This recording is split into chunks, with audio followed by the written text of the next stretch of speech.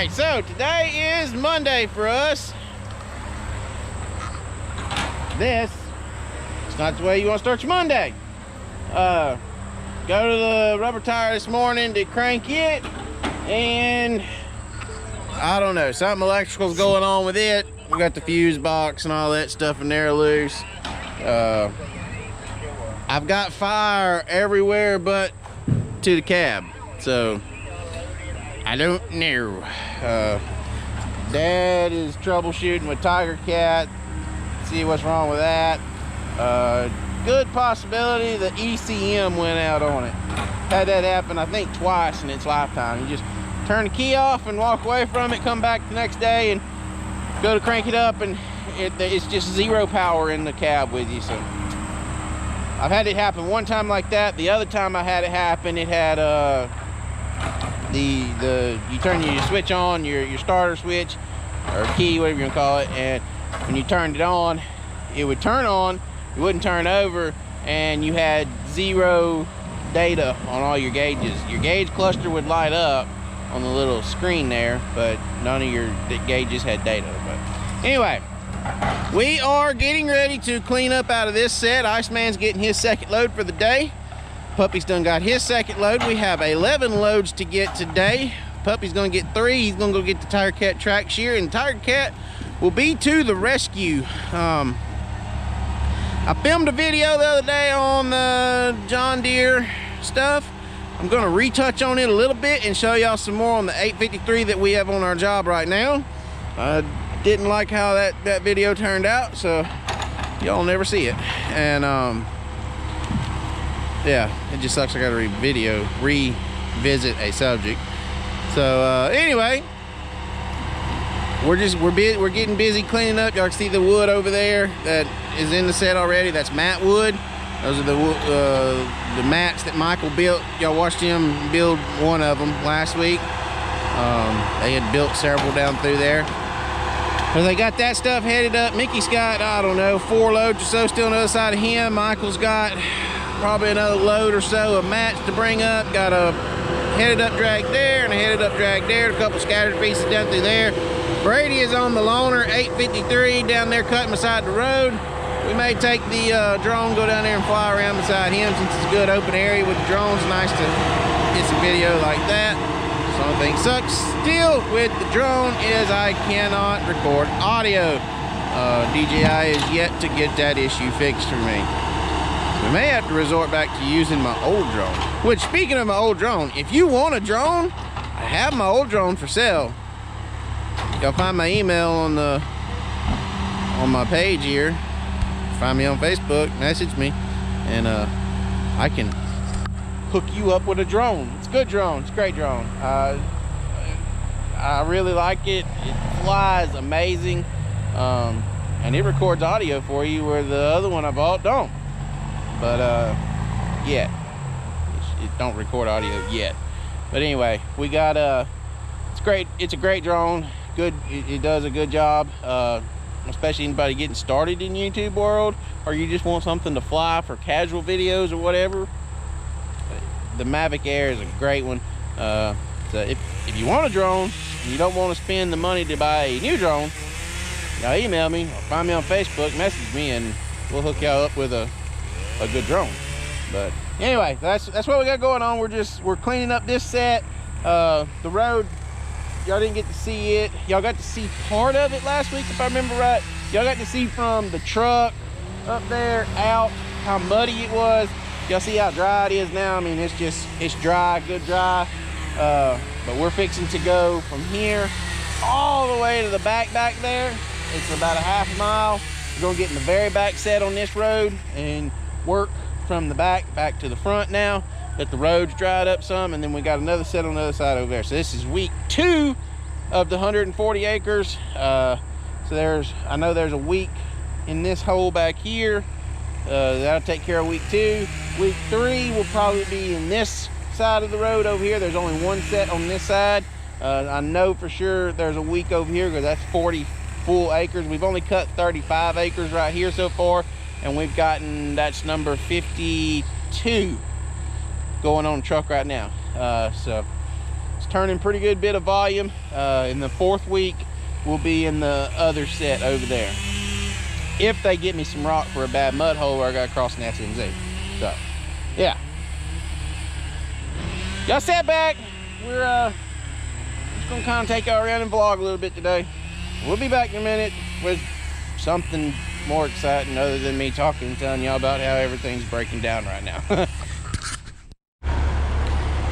Well, we knew it was coming eventually. Old Faithful here finally gave way. We come back this morning, she was a little bit low. She finally gave way a while ago. So, Dad's on his way to get this, take it to the tire shop, get a tire put on it. We are set up in a new spot, just down the road from where our old spot was. I don't know if y'all be able to see it on camera, but way up there's the rubber tire shear sitting in the road, still broke down. I think I might see Dad's truck up there. I'm not sure. He was coming to check that out for us, but this is number, let's see, 3, 6, 7, 8. This is number 8 for the day. So we're rocking and rolling pretty good. Got a big pile of wood still up front left, and even some more to delimb up there. Just went ahead and got Mickey back here where we can start working on this. I want to get this back patch back here cut out, and I want to get as much as this down in this area because this is the lowest end of the track.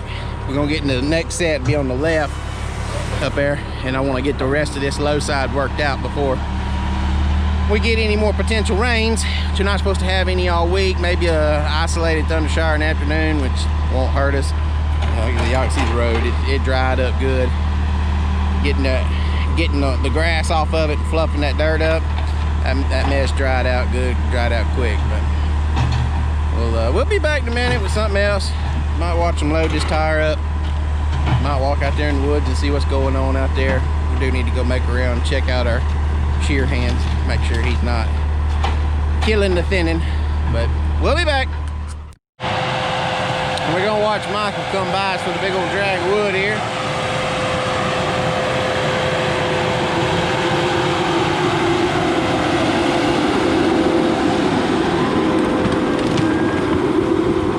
Some good stuff.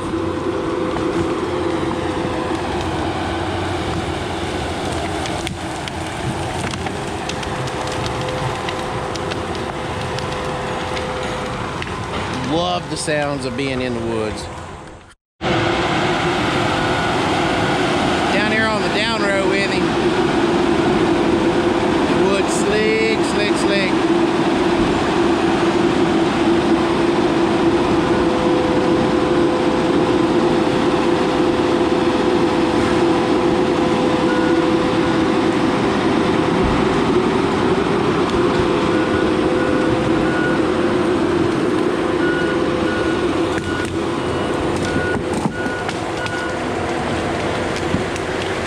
Gonna get took out by a limb. There he goes. Track cutter's right over there. Down there checking the thinning. Thing looks pretty good so far. We're gonna walk over and watch him cut back towards us in a second. Make sure his tree selection's right. It's hard for me to tell tree selection without watching somebody actually cut. For those of you that always ask, why do y'all skid over your wood like that? And it's so hard on your skidder. It knocks the limbs off of it.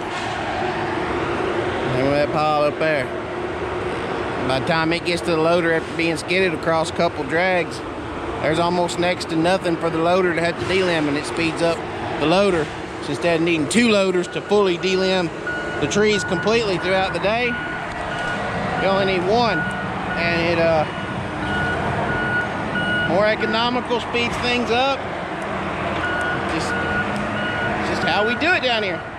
So I've talked about it 100 times where the John Deere grapple squeezes down tighter, closes up smaller, not tighter. It just closes up to a smaller area to handle single pieces. That piece there must have been too far back, or either way, for some reason it got dropped on the last bundle. Drag, whatever you want to call it. So he come back down here and got it in one bite. It'll pick up smaller trees than that too, because you can take a grapple and twist it sideways, and it will make it like lock on that piece of wood. And if you can't get it to do that, then you run that piece of wood underneath the belly of the skidder and then heel it, and then it for sure ain't going nowhere. Watch out, we're gonna get stabbed with a piece of wood. Just like that, he's on to the next pile. I was trying to get the camera turned on to show y'all, but this is the importance of your cutter man making sure all his butts are pretty well even. This one was slid too far back by about 2 foot. Whenever he grabbed his bunch, he picked it up and it almost caught it, but he couldn't see it from the cab of that skidder. When he went to take off, it fell out. Now that skidder's got to come all the way back down here and get one piece of wood. It's going to happen occasionally, but that's one of the big 101 things you want to make sure to avoid if you're a cutter operator is staggered butts. You want your butts to all be even. If you're good, you'll be able to take a laser level and pop a line across the end of them and they'll all be level. Standing down here watching the track cutter work now. It's in a flat, an arrow. It's not an SMZ. It's just a flat, wet area. I bet there's a copper moccasin laying around here big enough to eat me whole. I'm gonna watch this tree selection for a little bit. Kinda got my trees picked out, what I think he needs to take. We'll see what he gets. It's one of the things, that machine has a center post head on it. It's a loaner from John Deere. That's one of the things with a center post head. Like if that had been our big head, he'd have been able to come on down through here and finish picking up whatever he was needing to cut. But he knew that if he cut another one, he was going to have to make a drop. He made a good cut on that one. I would personally take this one and this one. Let's see what he does. He's gonna take that one. But he knew he had to drop them 2 trees before he come up this far because he didn't have enough to make it to his next pile, if that makes sense.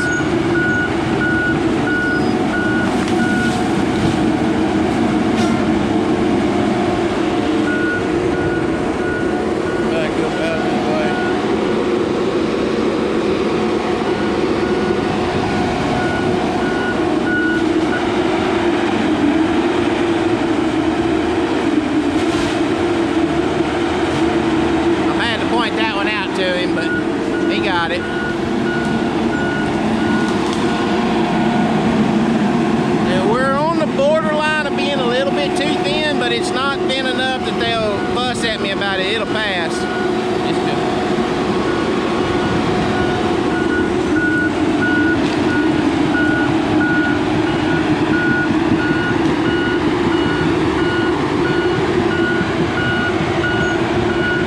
And you see, whenever he got done, I'm gonna tap the screen so I can show y'all. Like this tree right here, that's a log.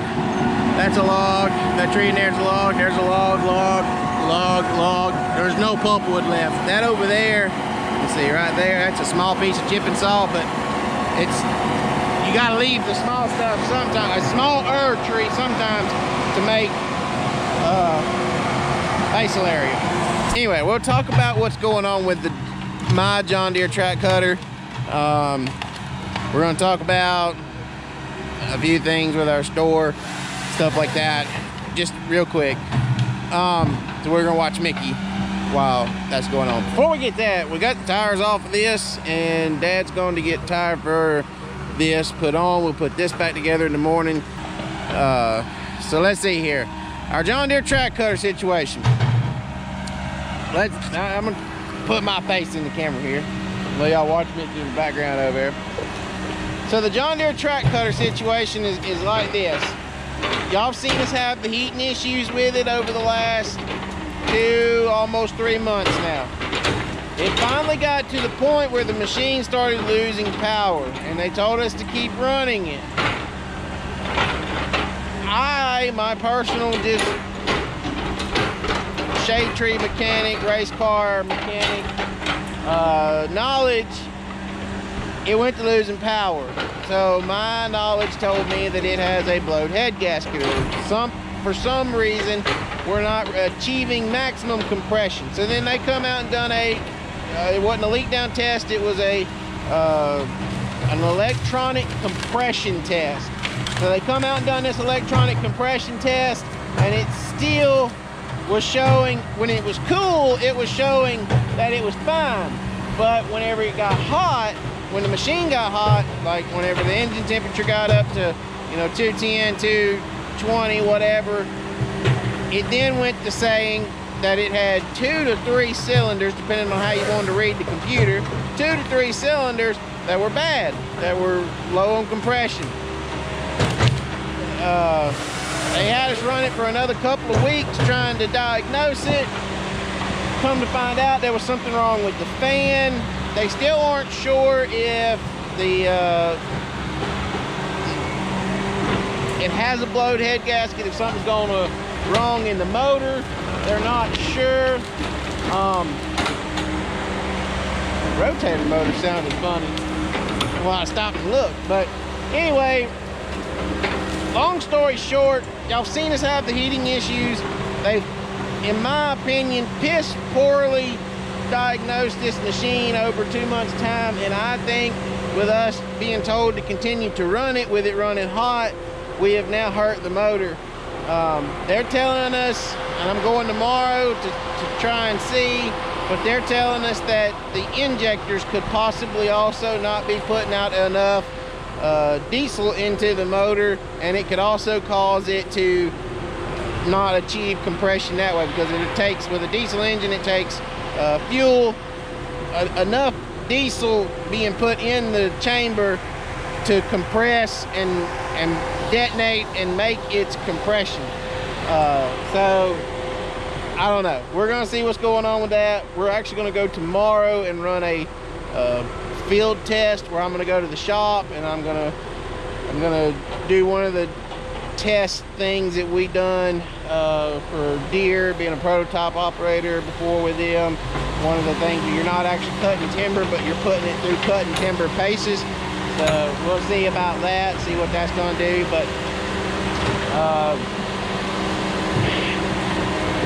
I know it's not all of them, and I know it's not all their fault, or what, however you want to word it. And y'all have also seen this, but we have been getting some poor, I mean very poor service from our Doggett department, Doggett store, our John Deere store. If this was a tigercat issue, this issue would done be fixed, and we'd be on to whatever the next issue would be. We're fighting the same issue almost 3 months later from the time it started, overheating.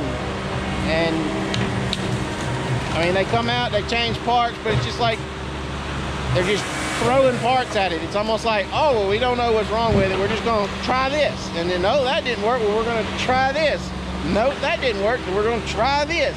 Nope, that still didn't work, and now my motor's not working right. So the motor, like I said, it actually lost power. So something is going on with it. So it is in the shop, it is being tended to.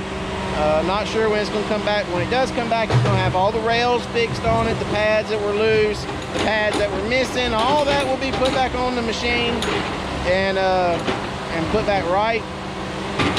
The loaner machine that we have, I'll walk around it some more in the morning, but that machine is, that's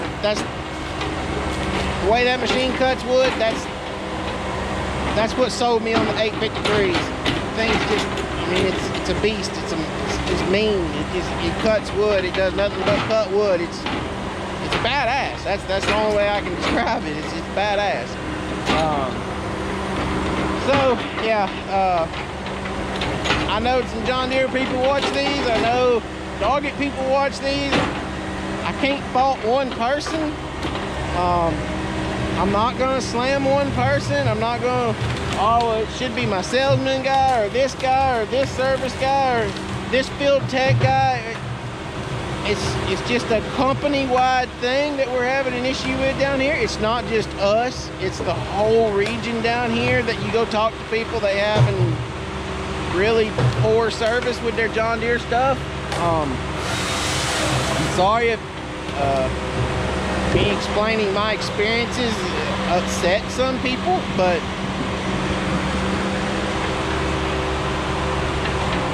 you don't want people being talking about your business and poor service.